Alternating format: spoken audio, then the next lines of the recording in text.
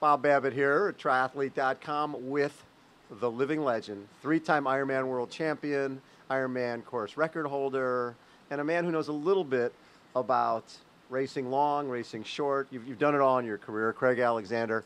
So, Crowy, this year's a little different because usually beginning of the year it's all about Ironman in October. This year, no Ironman in October.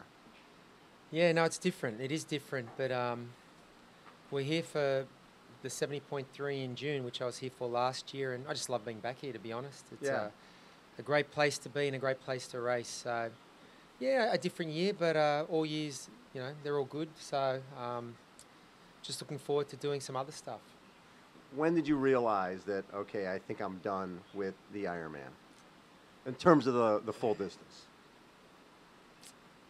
I don't think I have realised it yet. I don't think it's one of those decisions. I used to hear other professional athletes say when they would retire, I knew it was time. And to be honest, I didn't really know. I didn't feel that. I just felt the last few times or the last few Ironmans, I hadn't prepared the way I normally would because of other things. Sure. I hadn't prepared my body the right way, and I thought, if I'm not going to be able to prepare the right way, I'm not sure why I'm here. And so it was more of that. It was never, I stopped loving it. I still love the thought. In my head, I'm still, wrestling with the thought of doing it or not doing it. And I think it probably won't be until you've actually sat on the sidelines and watched it that you realise you're not out there. Because really it's what my life's been about professionally for the last 7 years, and not just Ironman, but I guess triathlon the last 15 or 20. So to be totally honest, it feels business as usual. I'm just going about my day training and doing the other things that I need to do, being a dad. And I think once I've sat on the sidelines and watched a few Ironman World Championships, then the reality will sink in that I'm not out there mixing it up anymore. So to be honest, it hasn't really sunk in.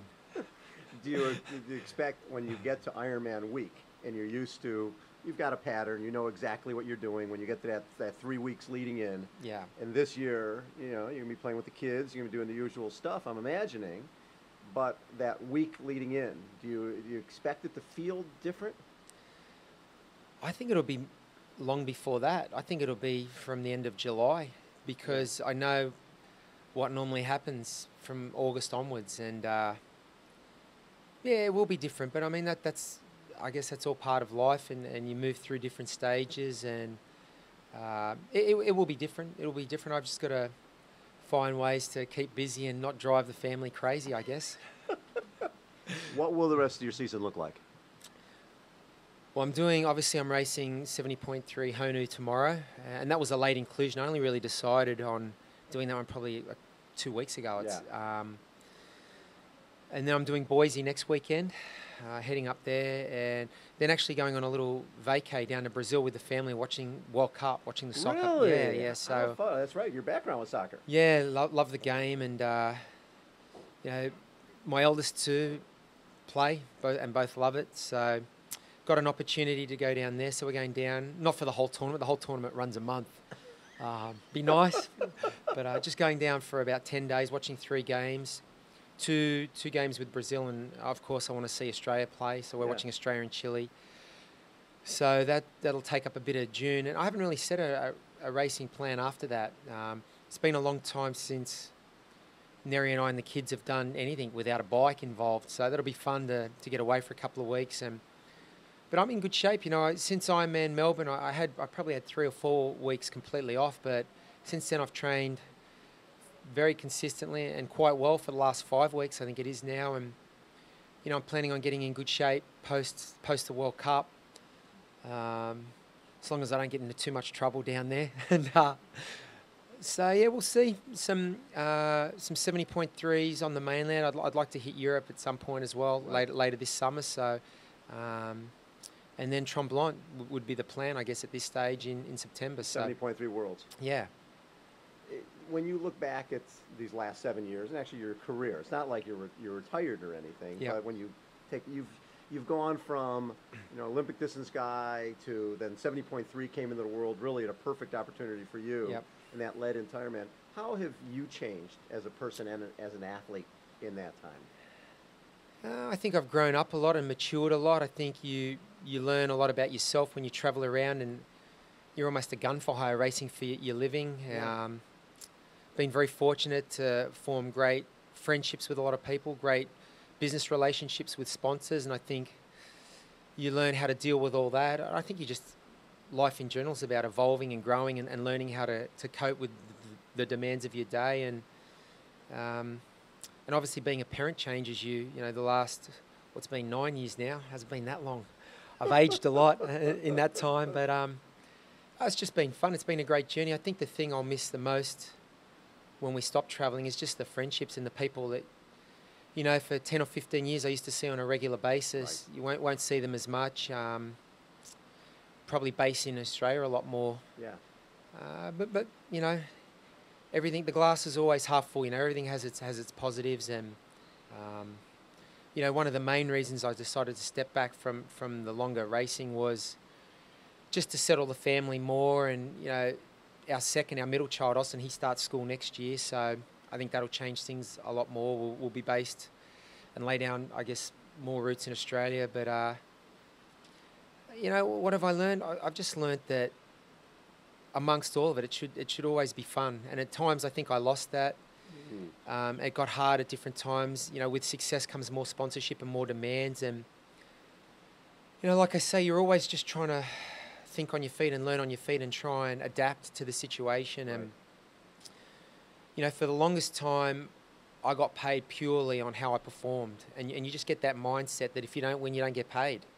And you're not really worth much. Yeah, and absolutely. And if you don't win, I'm going to get a job to be able to pay the bills, because that's, as much as I did it because I love it and it's my passion and still is to this day, it had to pay the bills as well. So I think you develop a certain mentality about how you go about things, and then at some point things change if you're lucky enough to be successful. And I think people pay you not for what you're going to win, but what you have won and the kind of person you are. And for me, that was a tough adjustment, because it took me a long time to accept that I had to turn up and be a brand, I guess, spokesperson and ambassador. For me, it was just about winning. I had no worth to these people unless I won. Right. Whereas actually I did. But you didn't know it. Well, I didn't know it. It took me a long time to understand that side of it and the marketing business side, because, I mean, obviously you hear about it and you read about it, but I was an athlete. I was a gun for hire. I got paid to perform. Right. And for me, it was all or nothing in that regard, and you develop a certain mentality over the years. So it was that was a learning experience and a shift, and making yourself available for those things. So, you know, I think you're always learning, and it doesn't matter what you've done, what you've won, what you've achieved, what you've learned. There's still more to do and more to learn. And if you want to be a better person, you know, you have to be receptive to that and try and always learn. And even now I'm, you know, moving into a different phase of life and obviously professional career. You're trying to pick things up and add different tools to your tool belt, so to speak. So when I look at your era, you've got an era where between you and Macca and Pete, you guys won 6 times in a row for Australia. Miranda's won 2 times. And you've sort of established this as the Aussie era. How proud are you of that?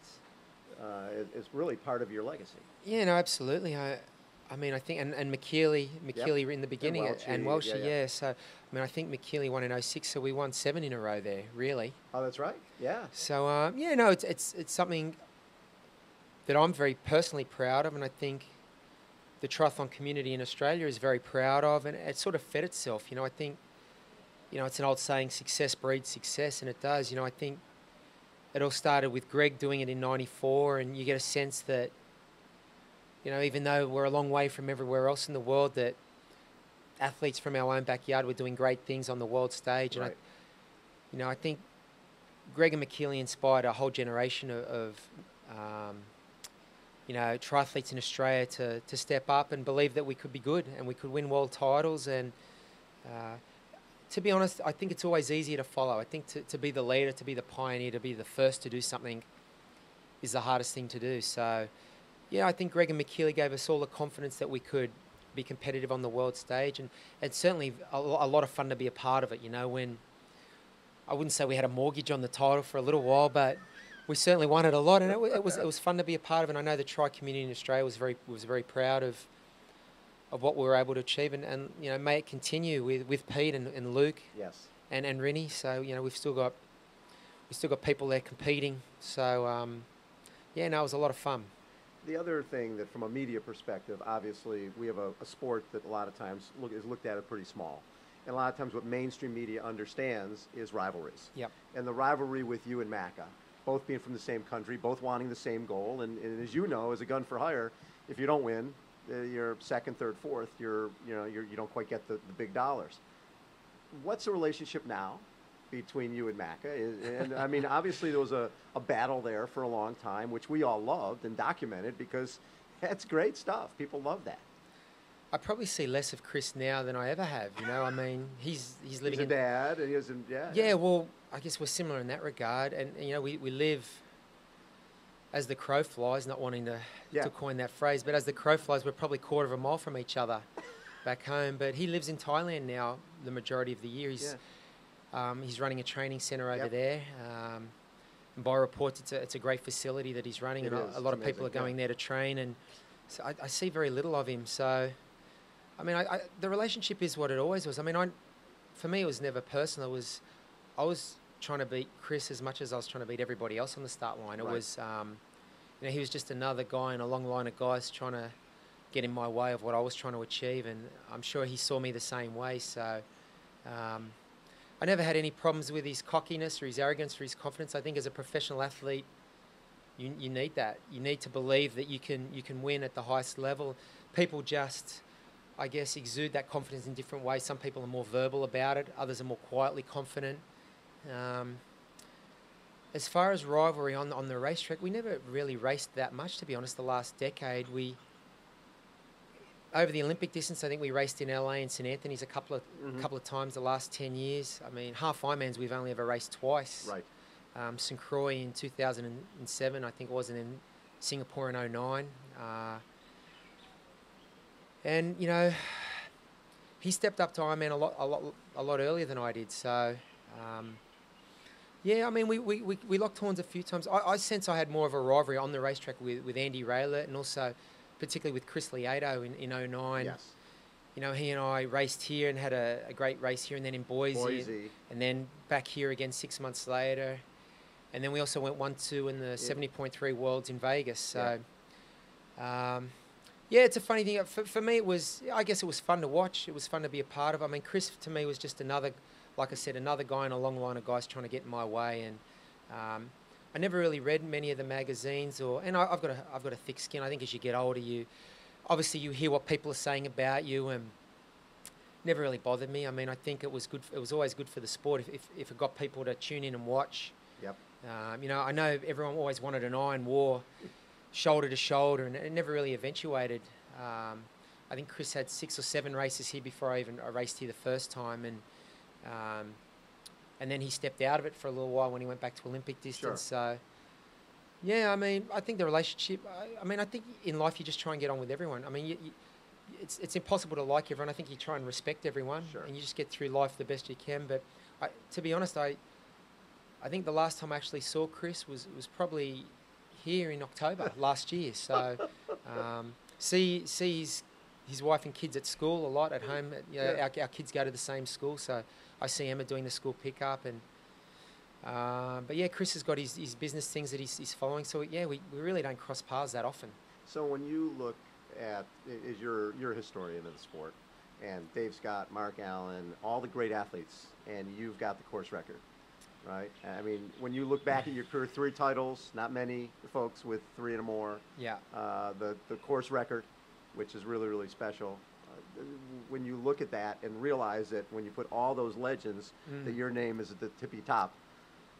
Mate, it's amazing to think. It's amazing to think that I used to watch the race back in the 80s when I was at high school and watch Dave and Mark, and now I consider them friends. You know, there's so many things that are amazing to me. The fact I ever got to race here once.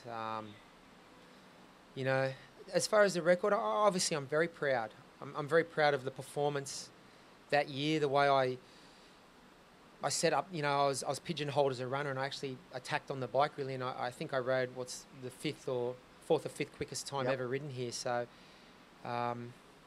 You know, times are very condition dependent. I say that all the time, and we had good conditions that year. I mean, you've still got to execute the race, and I know there's been a few course changes over the years as Sure. well. So, you know, my way of thinking and not wanting to play it down, I think someone who was a champion in their era would have been a champion in any era because they have the attributes of, you know, discipline and work ethic and obviously the physical talent.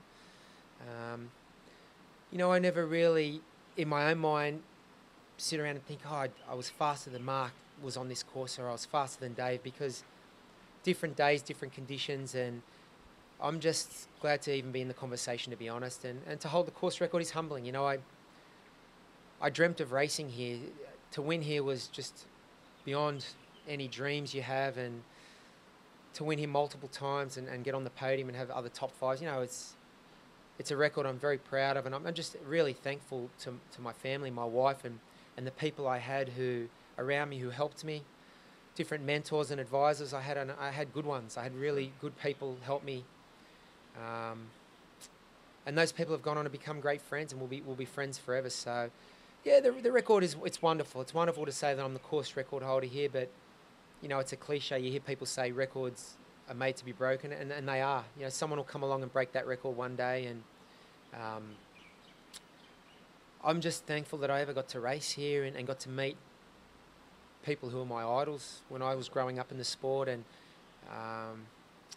to win here, you know, once was amazing. To defend in '09, you know, that was something I always wanted to do because you know, when I won the first year, it was a question I got asked nearly every day for the next 365 days. How are you going to defend? It's very hard to do. It's only been done 3 times on the men's side, and so to do that was special. I feel that was one of my greatest accomplishments here, and then to come back and win again, yeah, you know, it's amazing. You know, it's hard to, for me, it doesn't even feel like, because I'm still sort of entrenched in the sport. Sure. It's hard to sort of feel like you're talking about your own career, but you know, I think, you know, you hear athletes say, I saw Dwayne Wade actually interviewed yesterday. I was watching, obviously, the NBA playoffs were on him. They were talking about him having the potential to win his 4th title this year and his 4th championship with the Heat. And, you know, he said he thinks it's something you look back on when you're retired, because when you're in it, you're sort of just focusing on the next goal. Exactly. And the next game. absolutely. And that's a cliche, but as an athlete, that's kind of how you do operate. You simplify things to the little things that you can control in your little world to get the outcome that you want, and then you move on to the next thing. And I think it's when you're a little bit more removed from it that you can sit back and appreciate it. And, you know, I feel very lucky to have qualified and to have been able to race here. To have won here, it's hard to put into words. I wish I could articulate what it feels like and what it's meant to myself and my family, but it's impossible to do it. Love it. Craig, thanks so much for taking time. Yeah. Enjoy yourself out there. Yeah, I will. All right. Craig Alexander has been our guest, 3-time Ironman World Champion, course record holder, legend in the sport. We're on triathlete.com. Thanks again, Crowy. Thanks for having me.